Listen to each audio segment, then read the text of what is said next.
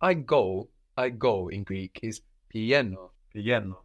pieno. Pieno. So this Y sound is just a rama, no, with the e sound after it being softened. Pieno, I go. How would you say I'm going to my friend's house? And we mean a male friend. Pieno sto spiti tu filumu. Very good. Pieno sto spiti tu filumu. Good. Pieno also has a shorter version. Pieno, the whole thing kind of gets swallowed up into pao. Pao. So pieno, such a long word for such a common verb, that managed to kind of contract to pao. So pieno and pao both exist. And we know that G's, like in pieno, can get swallowed away easily. Like we have Leo, I say or I tell, and then we saw that it actually has a hidden G, like in the past, Elena, or like in other versions, the allego, tro, I eat, and then etroga, I was eating. So we can see how that can happen. So pieno or pao, I'm going. What was the word for all? Hola. Good, hola. What version of it did you give me? That's the neuter. The neuter... Neuter plural. The neuter plural. Okay, as long as we're aware of that, no? Every day, we could have κάθε μέρα, each day, or we could also have all the days. So you can use either κάθε μέρα for every day, or all the days. How would all the days be? Όλες οι μέρες. Όλες οι μέρες. Very good.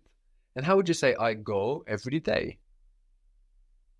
Πηγαίνω όλες τις μέρες. Pieno όλες τις μέρες. Πάω όλες τις μέρες. And here we have tis μέρες, no? Because when we say every day, I go every day, we mean on every day. And that's on them rather than on they. So mostly with time expressions, no? When we're saying when we do something, we have them in the her rather than the she form, in the him rather than the he form.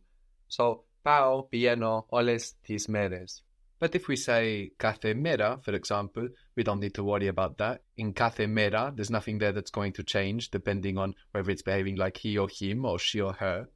He goes to his friend's house every day. Πηγαίνει στο σπίτι του φίλου κάθε μέρα. Good, but to his friend's house. Στο σπίτι του φίλου του κάθε μέρα. Very good. Πηγαίνει στο σπίτι του φίλου του κάθε μέρα. And apart from πηγαίνει, we could also have πάει. So pao becomes πάει for he or she or it. How would you say she goes to her friend's house every day? Still a masculine friend, but she goes to her friend's house every day. Πηγαίνει στο σπίτι του φίλου της κάθε μέρα. Very good. Πηγαίνει or πάει στο σπίτι του φίλου της κάθε μέρα. This u ending to match tu, like in tu filu, is only with os nouns. Otherwise, we would just drop the s of the masculine noun. So if you say, for example, the house of the man, how is that? Το σπίτι του άντρα. Very good. Το σπίτι του άντρα. So we just drop the s from andras. I teach is διδάσκω. Διδάσκω, I teach. Διδάσκω. Like didactic in English, didactic, it's got to do with teaching. How would you say he teaches Greek? Διδάσκει ελληνικά. Good. Διδάσκει ελληνικά. He used to teach Greek. Δίδασκε ελληνικά. Very good. Δίδασκε ελληνικά. So we just use our standard διδάσκω, now our open standard form of the verb, and we put the accent back and use our past ending. Δίδασκε. Δίδασκε ελληνικά. He used to teach, she used to teach Greek. What do you think the closed version of διδάσκω might be? So we can look at didactic, no, in English, and see if we can find in didactic anything that looks like one of the possibilities we have for building our closed version. I suspect it's going to turn into a X. Yes. Why?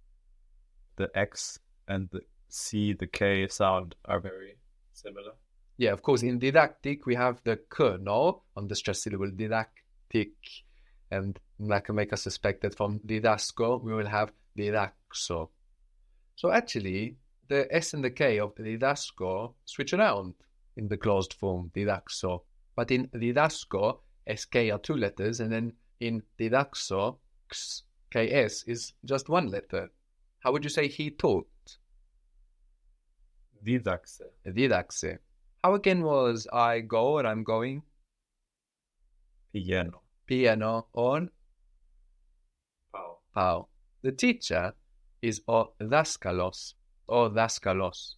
Ο δάσκαλος. The teacher's house is to spiti tu daskalu. To spiti tu daskalu. Do you notice anything odd here? O daskalos, to spiti tu daskalu. Yeah, the accent moves back from daskalos to daskalu. So forward, no? Yeah. But it moves. It gets closer to the end. O daskalos to daskalu. And this didn't happen before, no? When we said to spiti tu filu, to spiti tu filumu, we went from o philos to tu filu. Ta problemata tu kosmu, o kosmos to kosmu. Here, the accent didn't change. So with longer nouns, this u can pull the accent closer to it. This can happen with longer nouns, like daskalos to daskalu. So you should pay attention in Greek for accents, stresses, moving for grammatical reasons, let's say. We saw it in the past. We pull the accent back into the past and make sure it's the third syllable from the end when we build our past. With those neuter words, we get the plural by adding ta onto. Now, when they are longer as well, this can make the accent move. We saw to problema and then ta problemata. No, so we've seen a few examples of this. And now we see it here again. So when we have a longer noun ending os, and we change that to u, we could see that accent moving. O daskalos to daskalu. So don't try to memorize where this happens. Just be aware that it does happen in Greek, that this is a feature of Greek, that you may see accents moving around when you change words. And look out for it so you can get reminded live of when an accent might move. You can also find various hooks to remind you of when this happens. So for example, I mentioned Chrysostomos, Chrysostomu, Chrysostomu. No, that you might see somebody with the same first and second name and see the accent move in the name. So there we can have a very nice example, Chrysostomos and then Chrysostomu, of how the accent moves in that longer word because the os changes to u.